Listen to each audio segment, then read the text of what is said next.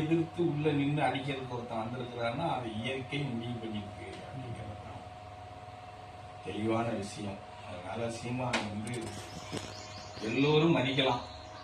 மதிச்சு அவனுக்கு எப்படி சொல்றதுன்னா, ஆன்மீகவாதியை தவிர மற்ற மக்களும் சேர்ந்து ஒரு இறைவன் ஒன்று இருக்குதுன்னு நினைச்சு பிரார்த்தனை பண்ணி அவனை கொண்டாந்து விடுறா சாமி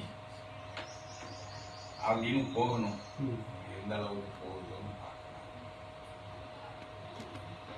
அம்மா நம்மளை காப்பாற்றணும் ஒருத்தர் வந்தானா அவனுக்காக இறைவன்கிட்ட பிரார்த்தனை பண்ணி அவனை நல்லா இருப்ப, அவனை கொஞ்ச காலம் எங்களுக்கு கூட குடு, ஏதாவது ஒரு சிக்கல் விட்டு அவனும் கஷ்டப்படுத்திடாது அப்படின்னு நம்ம கேட்கணுமா? கேட்கக்கூடாது. கேட்கணும். நல்லவனுக்காக பிரார்த்தனை பண்றது ரொம்ப புண்ணியம். எத்தனையோ சொன்ன மாதிரி எத்தனையோ இந்த கருதலைகளுக்காக பிரார்த்தனை பண்றோம்ல,